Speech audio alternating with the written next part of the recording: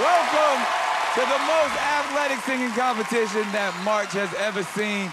The NCAA has nothing on us. I mean, you're not wrong considering every gathering has been canceled. But thank God the Masked Singer tapes their episodes months in advance, right? We might be working from home, but we're back again this week with the Masked Singer Episode 8's recap, reveals, and our best guesses for who's hiding behind each mask in Group C. So buckle into your couches, people, and go hit subscribe. We are going to be keeping you up to date with the Masked Singer every week, thus you should probably turn on those notifications so you don't miss a thing. Back again this week was Joel McHale on the judges panel, and he and Ken were as feisty as ever. You guys are literally wilding out. Y'all want to get to this? Yes. Thank you, Nick. Let's. Up first this week was The Astronaut with Signed, Sealed, Delivered by Stevie Wonder, who's apparently a close friend of the astronauts, but we'll get back to that. Next was Night Angel with Million Reasons by Lady Gaga, and her performance was just one more reason to keep her around till next episode. Third, we had the T-Rex who performed Push It by Salt and Peppa, and it was something. The only word that came to mind when I watched that performance was hyperactive? I'll have whatever you're having. Anyway, second to last was the Swan who sang I Hate Myself for Loving You by Joan Jett and the Blackhearts, which she ended with a very special dedication. And finally, the Rhino proved this episode that he wasn't just a pretty voice, but also has moves during his performance of Nice to Meet Ya by Niall Horan. You're going to the Super 9. There's no way that he's not going. Yeah. There's no way. And this round, it looks like Robin is on the right track, as it was the Swan who was voted to...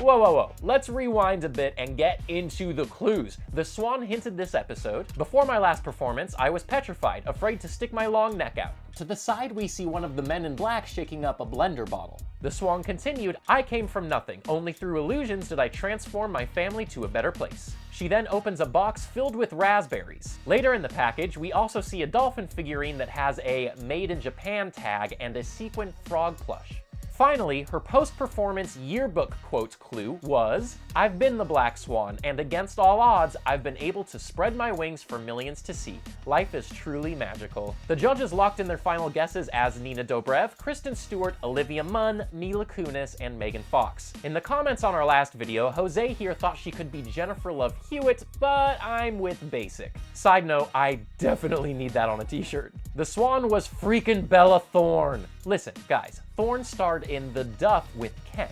The blender bottle was an obvious Shake It Up reference. And Made in Japan was the 90-minute special Season 2 finale of Shake It Up. The Illusions and Chest Full of Raspberries is a reference to the family drama she starred in, Raspberry Magic. When she was younger, she supported her family as a child actress. And finally, she voiced the Frog Princess in the US dub of the animated film The Frog Kingdom. Can't top those facts, people, and, you know, the fact that we just saw her face. On to the remaining contestants. The astronauts' clues this episode included a flag with the Orion constellation, this bunch of balloons, a hologram of himself, and a French horn. He also says, now here I am on an unexpected journey. I'm gonna share my story, sing a song from a dear friend, and prove I do belong. Then, after his performance, his yearbook quote clue was, we can all reach the stars, sometimes it just takes a little help from someone from an organized crime family. Didn't expect that. Yeah, everyone should probably be nice to the astronaut, just in case.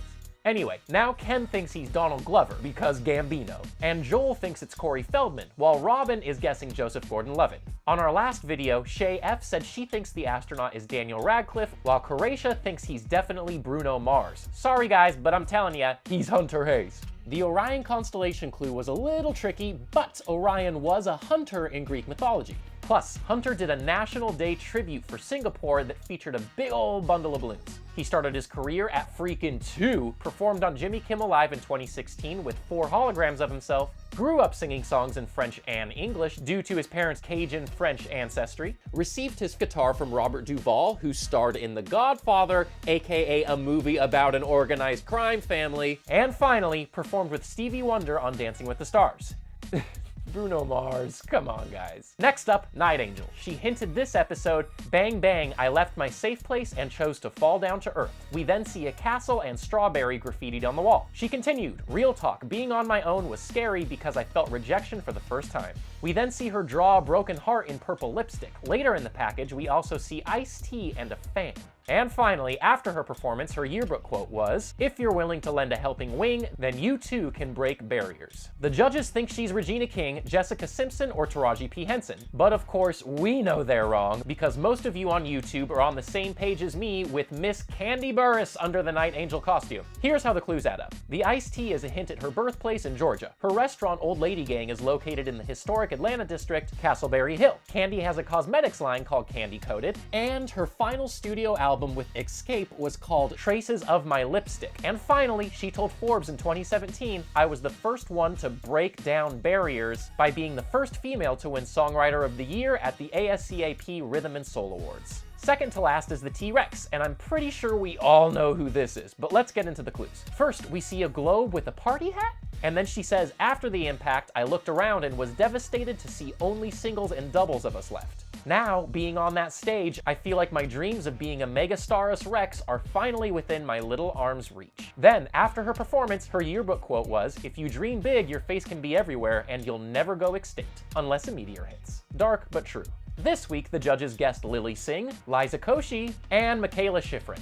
But guys, we got this. The T-Rex is so obviously YouTuber and kids star Jojo Siwa. The globe was a reference to her 2017 Nickelodeon special, Jojo Siwa, My World. I think the singles and doubles clue was a hint at her run on Abby's Ultimate Dance Competition, where she was in the top 5 dancers but lost. And finally, the Dream Big hint is a reference to her DREAM tour, which has covered 3 continents and included over 100 shows. Finally, the Rhino's clues this episode 100% solidified my guess, so to all of you yelling at me on YouTube, get ready to have your mind blown. This episode, he hinted, for so long it felt like I was free falling through life, and just when it felt like I might hit the bottom, I met my wife, my guardian angel. He then holds up a south sign. Later in the package, he's holding a frying pan with a sandwich in it, which a man in black later cuts into. Said man in black is also wearing a massive ring.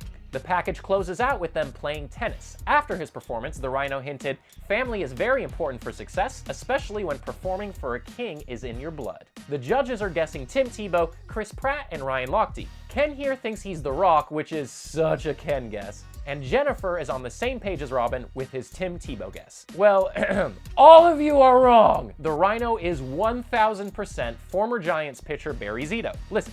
He's got a World Series ring from his time with the Giants. The tennis is probably a reference to Tennessee, where he started to pursue songwriting during his time playing for the Nashville Sounds. His parents were in show business and worked for Nat King Cole. His family moved south to Southern California when he was young, where he developed his baseball career. And finally, that sandwich being sliced into, a reference to one of his most used pitching styles, the cutter slider. You can't argue with that, guys, come on. But hey, if you want to, head to the comments section. If you're nice, I might just feature you in the next video about Group C. And while you're down there, of course, hit like, subscribe, and turn on your notifications. We might be social distancing, but you can still send a little love my way.